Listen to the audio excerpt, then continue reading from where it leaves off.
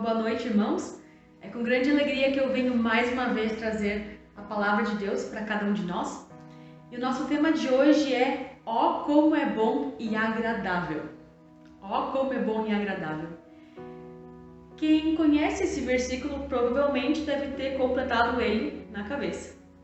Esse versículo vem lá do Salmo 133 e é sobre esse salmo que eu quero falar um pouco hoje. Então, Salmo 133, os versículos 1 a 3, vai dizer assim: Como é bom e agradável quando os irmãos convivem em união. É como óleo precioso derramado sobre a cabeça, que desce pela barba a barba de Arão, até a gola das suas vestes. É como o orvalho do Hermon quando desce sobre os montes de Sião. Ali o Senhor concede a bênção da vida para sempre. Então, esse é um salmo bastante curtinho, tem apenas 3 versículos, em que o primeiro é uma tese sobre como a comunhão entre irmãos é boa, mas os outros 2 versículos dão exemplo dessa comunhão, mas de uma forma que nós não conseguimos entender muito bem. O que comunhão tem a ver com orvalho, o que comunhão tem a ver com óleo? Então eu quero rapidamente explicar só esses 2 pontos. Então o primeiro versículo ali vai dizer: é como óleo precioso derramado sobre a cabeça de Arão, que vai até as suas vestes. Então, primeiro a gente tem que entender o que o Arão representa. Arão foi o primeiro sacerdote do povo de Israel. Então, ele é aquele para quem as pessoas olham, essa é a função para quem as pessoas olham e percebem ali a unidade da fé. Então, quando você olha para o sacerdote, você percebe também a sua função no tabernáculo, no templo e toda a fé na prática vivida nessa pessoa. Então, aquela pessoa que olha para o Arão, que olha para o sacerdote, percebe a unidade da fé. Então, é esse o primeiro ponto. E o segundo ponto, do terceiro versículo, é sobre o orvalho do Hermon. E o Hermon é um monte muito alto que fica no norte de Israel, já no Líbano. E esse monte era, naquela época, o cume era cheio de neve. Quando essa neve derrete, ela se transforma em 2 coisas. No orvalho. Você tem que pensar que Israel é no meio do deserto, no meio de rochas, pedras, e que o único jeito de ter vida é água. E o orvalho é aquela água constante, mesmo que seja fininha, mas é aquela água que vai trazer vida para aquela região. Então essa é a primeira função do Monte Hermon, dessa água que derrete, e a segunda é que é essa água que derrete que vai formar a principal fonte do Rio Jordão, que então vai parar no Mar da Galileia e depois continua o Rio Jordão até o Mar Morto. Então, embora o orvalho do Monte Hermon não chegue realmente, fisicamente, até Jerusalém, até o Monte Sião, essa água do Monte Hermon é responsável por irrigar toda a terra de Israel, que vai chegar bem perto de Jerusalém. E é bem interessante que o Salmo termina dizendo que ali o Senhor concede a bênção da vida para sempre. Ali onde tem essa água que produz vida, ali vai ter bênção do Senhor para sempre. E talvez você esteja pensando por que é que eu estou falando sobre esse salmo hoje. Bom, esse salmo ele faz parte de um bloco de 16 salmos, chamado Salmos de Peregrinação. E esses salmos eles eram cantados ou recitados pelo povo inteiro de Israel quando eles iam para Jerusalém. Então tinha mais ou menos umas 3 festas anuais em que o povo tinha que subir até Jerusalém para louvar o Senhor. E eu fico imaginando como era bonito pessoas das 12 tribos de Israel, de toda a terra, todos caminhando, se encontrando já na estrada e recitando esses salmos de como é bom nós vivermos em união. Isso deve se assemelhar muito com a alegria que nós temos quando nós vamos ao culto, em que você se prepara todo para você finalmente ver de novo seus irmãos na fé e louvar juntos ao Senhor. E talvez você esteja pensando que é meio irônico falar sobre comunhão nesse momento, porque nós não podemos vivenciá-la realmente por causa do distanciamento social. Mas esse é exatamente o momento que eu escolho para fazer isso. Porque agora que nós não podemos nos encontrar, nós podemos refletir sobre a comunhão, sobre o que ela significa, sobre como nós podemos vivê-la, mesmo sem poder se encontrar. E para isso eu vou me basear no primeiro capítulo do livro Vida em Comunhão, do Dietrich Bonhoeffer. Na verdade, eu aconselho que você leia o livro inteiro. É um livro muito precioso, com pérolas maravilhosas para a nossa vida de fé, mas eu não posso abordar o livro inteiro aqui. Então eu vou abordar apenas alguns aspectos do primeiro capítulo. E minha primeira pergunta é: você já refletiu sobre comunhão? Você já refletiu sobre comunhão cristã? Então, nesse primeiro versículo do Salmo, nós lemos que é bom e agradável viverem unidos os irmãos. E eu te pergunto, você concorda com isso? É bom e agradável viverem juntos os irmãos? A gente vai conversar um pouco sobre 3 aspectos que o Bonhoeffer coloca no livro dele, nesse capítulo, e todos eles estão nesse versículo. Então, 3 aspectos. Primeiro, que os irmãos vivam unidos. Segundo, que isso é bom. E terceiro, que isso é agradável. Então, sobre o primeiro aspecto, dos irmãos viverem unidos, o Bonhoeffer diz já no comecinho do capítulo que não é natural que cristãos vivam entre cristãos. Ele até mesmo cita que até Jesus viveu em meio de adversários. E assim também nós, cristãos, não podemos viver apenas rodeados de cristãos. Nós precisamos também nos rodear de pessoas não cristãs para falar para eles as boas novas de Cristo. E Bonhoeffer também deixa muito claro que se nós temos pessoas cristãs à nossa volta, então isso é privilégio, isso é antecipação daquilo que nós vamos viver no céu. Mas não é uma coisa óbvia. Isso é graça de Deus, que nós não precisamos viver a nossa fé sozinhos, mas também em conjunto com outros irmãos. Então, primeiro, não é óbvio que tenha cristãos à sua volta. E se tem, então se alegre. É graça de Deus. Porque viver a fé em conjunto é maravilhoso. É uma experiência incrível. Mas hoje em dia, por motivos de saúde pública, nós temos que viver a nossa igreja de uma forma diferente. Como eu falei, com um distanciamento social. E isso com certeza nos gera saudades do tempo em que nós podíamos nos encontrar, que nós podíamos nos reunir em igreja para louvar, para testemunhar do amor de Deus.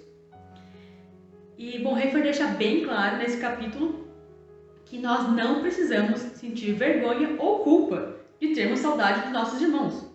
Não tem problema nenhum. Se você está em casa, se você não tem saído de casa, se você não tem conseguido se encontrar com nenhum irmão na fé e você tem saudades disso, não tem problema, não se sinta culpado. Porque é graça de Deus nós podemos ter nossos irmãos. E como são momentos bons e agradáveis, nós vamos sentir falta deles. Paulo também demonstra saudade do irmão Timóteo. Paulo também demonstra saudade da igreja de Tessalônica. Então não tem problema você estar em casa sentindo saudade de quando nós todos estávamos juntos. Mas tempos como os nossos nos fazem valorizar ainda mais essa comunhão. Que, como eu já disse antes, é graça. Bonhoeffer diz que nada mais do que graça é esse fato de nós podermos gozar a comunhão de irmãos crentes. Então, realmente é algo maravilhoso. Mas para o Bonhoeffer também é bem importante que nós não falemos apenas de comunhão. Nós não temos apenas comunhão. Nossa comunhão é cristã. Isso é algo muito importante para nós lembrarmos. Isso significa que nós só somos irmãos por causa de Cristo. Sem Cristo, nossa comunhão não é nada. Bastante importante isso. Nós não somos apenas um clube. Nós não somos apenas pessoas se reunindo. Mas nós nos reunimos apenas por causa de Jesus Cristo, apenas por causa daquilo que Ele fez. E sem Cristo nós não somos nada. Isso é importante porque Cristo não é apenas alguém que vai viver junto comigo, mas é alguém a partir de quem eu vou viver todos os meus relacionamentos. Quer dizer que eu não vejo mais apenas o outro, eu vejo o outro a partir dos olhos de Cristo. Então o outro não é apenas alguém, mas alguém a quem Jesus ama, e por isso eu também o vou amar. O outro é alguém a quem Jesus perdoa, e por isso eu também vou perdoar. O outro é alguém que Jesus não despreza, por isso eu também não vou desprezar o outro. Assim, é somente pelo que Cristo fez que o outro é meu irmão na fé. E somente por causa de Cristo, nós podemos ter comunhão verdadeira em tudo, nós podemos viver unidos. Então, esse primeiro aspecto é bastante importante. Nós vivemos unidos como irmãos, mas a gente só é irmão por causa de Cristo. Se não tem Cristo, nós não temos nada. E é a partir de Cristo que nós temos que viver essa comunhão. O outro não é só alguém, o outro é alguém em Cristo. E é a partir de Cristo que eu vou enxergar a outra pessoa. Então esse é o primeiro aspecto sobre nós vivermos unidos. O segundo aspecto que eu quero trazer é sobre como é bom nós vivermos unidos como irmãos. É bom. Isso é bem importante, é bom. Talvez como eu, você tem irmãos de sangue, eu tenho uma irmã e nós brigávamos muito quando nós éramos crianças.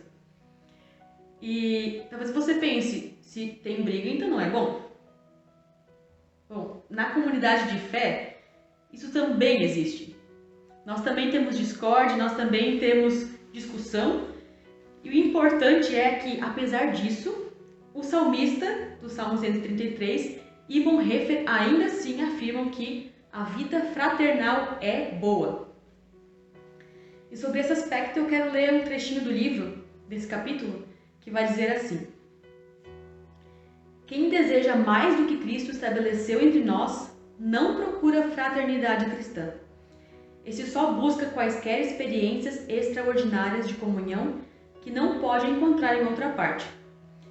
Esse tal leva para dentro da fraternidade cristã desejos confusos e impuros. É precisamente neste ponto que a fraternidade está ameaçada, quase sempre logo desde o início, pelo perigo maior, pelo envenenamento mais íntimo. Confundir fraternidade cristã com um ideal de comunhão piedosa. Misturar o anseio natural do coração piedoso por comunhão com a realidade espiritual da fraternidade cristã. O que isso quer dizer? Aqui Bonhoeffer discute que a comunhão cristã não é um ideal a ser alcançado. A comunhão cristã não é algo que você busca em si, mas é uma realidade. Você não busca ter comunhão cristã. Se você é cristão, você tem comunhão. Ele também coloca assim: quem ama o seu ideal de comunhão cristã mais do que a própria comunhão cristã, esse a destrói, por mais sincero, sério e dedicado que seja o seu intento. Com certeza nós já nos deparamos com pessoas ao nosso redor, ou talvez conosco mesmo, julgando a vivência cristã das nossas igrejas. Quem é que nunca pensou, olha só esse bando de cristãos hipócritas? Eu também já pensei assim. E hipocrisia com certeza é algo a ser corrigido. Mas a comunhão dos santos em que nós vivemos não é uma comunhão de pessoas santas, mas sim de pecadores redimidos, que mesmo tendo sido separados, santificados, continuam errando, pecando e aprendendo na comunhão com os irmãos. Então, comunhão cristã perfeita não é aquela em que não há brigas e discussões, mas aquela onde há perdão e recomeços, mesmo com os erros e pecados. Viver unido com os irmãos pode não ser fácil o tempo todo, mas com certeza é algo bom. Mesmo que haja erros, mesmo que haja pecados, no meio da nossa vivência cristã, da nossa comunhão cristã, não tem problema. O problema é se isso não é resolvido. O problema é se isso não é trazido diante de Deus e perdoado. Mas não é um problema que a tua comunhão cristã não é perfeita. Ela não vai ser porque ela é real. Isso é bastante importante. E o terceiro aspecto que eu quero abordar é que é agradável viver com os irmãos. É agradável. E aqui o Bonhoeffer ele vai colocar dois conceitos de comunhão anímica e de comunhão espiritual. Ele diz que essa primeira, comunhão anímica, é uma comunhão que sempre deseja algo a mais. É uma comunhão que quer ser muito piedosa, que quer ser vista como piedosa. É como se essa comunhão existisse para mostrar para os outros como uma comunhão perfeita deve ser. Mas o problema dessa comunhão é que ela prende os irmãos no ideal de uma comunhão autêntica. Isso quer dizer que não se pode mais realmente viver a sua vida errando e aprendendo. Que você não pode pecar demais, porque senão você vai estar estragando a nossa comunhão autêntica. Então é muito mais uma comunhão de aparência. Uma comunhão que parece maravilhosa, Mas que quando você está dentro dela, você está preso nela. E o autor, então, ele defende a comunhão espiritual, que ela não faz algo para ser vista. Ela apenas é o que ela é. Ela não procura ser perfeita. É uma comunhão que procura ser real. Ela não prende os irmãos num amor cego, mas ela liberta os irmãos para viver o verdadeiro amor de Cristo. Então, comunhão cristã não precisa e não pode ser um peso para a nossa vivência cristã. Comunhão cristã é algo agradável, mesmo que não seja perfeita. É algo bom, mesmo entre pecadores. E eu venho trazer isso bem no meio de uma pandemia, bem no meio de um isolamento social, de um distanciamento social, porque talvez nós começamos a sonhar com a volta da comunhão. Eu queria dizer para você que a comunhão nunca acabou. Nossa comunhão sempre foi em Cristo. Enquanto houver Cristo, nós estamos em comunhão. Enquanto houver palavra, nós ainda estamos em comunhão. Tem muitos cristãos pelo mundo que são cristãos sozinhos mesmo. São pessoas perseguidas politicamente, religiosamente. Nós temos que entender que essas pessoas também são nossos irmãos, mesmo sozinhos. E que nós agora que não podemos nos encontrar, continuamos sendo irmãos. Porque nós temos a mesma fé, nós temos o mesmo Cristo, nós temos a mesma palavra. E agora, nesse momento que talvez a gente está começando a pensar quando vai voltar o culto, quando vai voltar os nossos encontros presenciais. Não sonhe em voltar com uma comunidade perfeita. Porque as pessoas dentro dela não são perfeitas. Não sonhe em voltar com uma comunidade em que ninguém vai estar pecando, em que vai ter alegria o tempo todo. Mas saiba que a gente vai voltar um dia para uma comunhão com pessoas pecadoras, mas redimidas, com pessoas que erram e querem muito, muito acertar, com pessoas que a gente pode ver caídas e pode estender a mão para levantar, com pessoas que a gente pode ver a partir dos olhos de Cristo e também onde a gente pode ser olhado através dos olhos de Cristo. Isso é maravilhoso. E eu quero terminar com as últimas palavras de Bonhoeffer no final deste capítulo. Lá ele vai dizer assim: não estamos unidos pela experiência da fraternidade cristã, mas pela fé da fraternidade. Então, primeira coisa bem importante, nós não queremos apenas nos encontrar porque é muito bom estar junto. Nós queremos nos encontrar porque é muito bom estar junto em Cristo. Cristo é a parte central disso. Deus agiu em todos nós e quer continuar agindo. É isso que pela fé nós aceitamos como o maior dom de Deus. É isso que nos enche de alegria e bem-aventuranças, mas também nos capacita a renunciarmos a toda experiência quando Deus não nola quer conceder neste tempo. Unidos estamos na fé, não na experiência. Lembra que a fé é algo real, aquela comunhão espiritual. Nós estamos aqui para viver essa fé autêntica. Não uma comunhão piedosa, não uma comunhão perfeita, mas a comunhão cristã. A comunhão que é real, onde tem pessoas que erram e aprendem. E Bonhoeffer continua dizendo: ó, como é bom e agradável viverem unidos os irmãos. Assim louvam as Escrituras, a vida em comum sob a palavra. Mas em autêntica interpretação da palavra unidos, podemos agora dizer: viverem unidos os irmãos em Cristo. Ó, como é bom e agradável viverem os irmãos unidos em Cristo. Pois unicamente Jesus Cristo é nossa união, Ele é nossa paz.